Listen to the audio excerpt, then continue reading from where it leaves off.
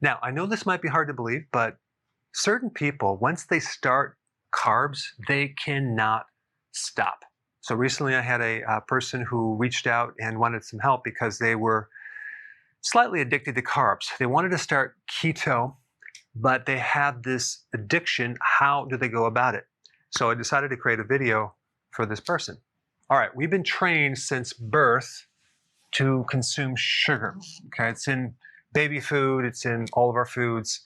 And go trick-or-treating and you get all this candy and every holiday and cookies, etc., etc. And what happens inside our body every time we do this is we start to develop an addiction. And that involves two neurotransmitters. One is dopamine, which is involved with pleasure sensation. And then we have serotonin, which is involved with the happiness sensation. Now, I used to have an addiction, a periodic craving for Ben & Jerry's ice cream. I got caught up in this eating a pint every night before I went to bed type situation over, I would say, a year. I would be obsessed about it. I would be thinking about it all day long.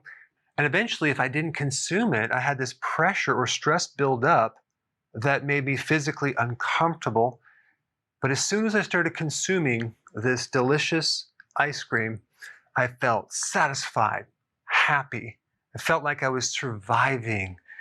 I could finally breathe again for about a minute. Now, of course, this was artificially making me satisfied, happy, and feeling like I was surviving when I actually was feeling very miserable the rest of the day and not really surviving health-wise.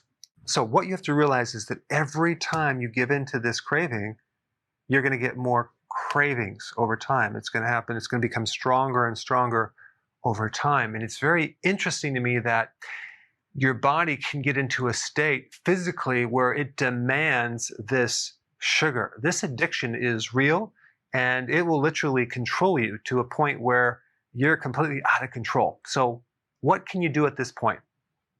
Number one, you need to stop eating completely. You need to start fasting immediately. Because what's going to happen, instead of eating food, you're going to eat no food and your body is going to have to switch over. There's going to be a little uncomfortable transition period, but it won't be too bad, where your body will start to switch to ketosis. And then when you start burning fat for fuel, your brain actually starts to heal and reset because the receptors for these neurotransmitters are so messed up, they need to be reset. The absolute best way to do it is simply start fasting. I would recommend minimally 24 hours to 48 hours. And if you can actually do exercise, light exercise, walking, that would be even better because you can burn off that sugar that you just consumed. So just get it out of the system, get your body into ketosis, and then your brain will feel better. The interesting thing about the brain is that if given the choice, the brain will prefer ketones over sugar any day. It's very therapeutic. And as soon as that happens, you start to shift to be more in control over this addiction. All right. Number three, you have to be very careful to avoid the triggers. Get all the junk food out of the house, including those chips that you have up in the cupboard that you've been hiding. Make it difficult for you to get this junk food, especially late at night when you're kind of bored.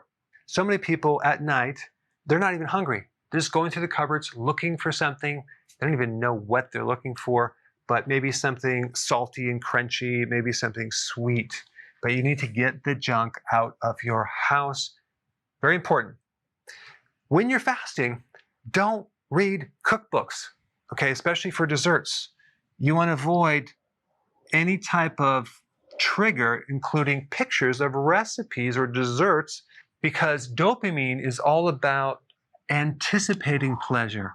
As soon as you eat this food, you don't continue to increase dopamine. Dopamine is kind of a precursor to actual eating it. So as soon as you look at a picture or smell food, you instantly start increasing the dopamine, and that is going to create a controlling factor over your body. Let's say, for example, you're driving your bike down your neighborhood and it's dinner time and you can smell spaghetti cooking from someone's house. That would be bad. Don't do that. So smells are very powerful. Kentucky Fried Chicken, they pump out all these different smells so they can lure you into that facility. Avoid any and all environments that can tempt you. And lastly, B vitamins are crucial. Vitamin B1 will completely handle this right here. Okay, so use that through nutritional yeast to help curb your addictions. Your cravings.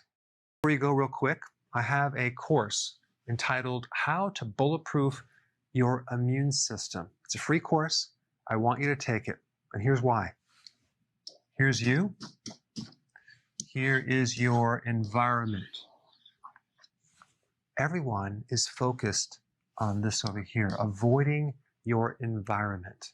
But what about here? What about strengthening your immune system? That's what's missing. This course will show you how to bulletproof yourself, and so you can tolerate and resist your environment much better by strengthening your own immune system. I put a link down in the description right down below. Check it out and get signed up today. Hey, before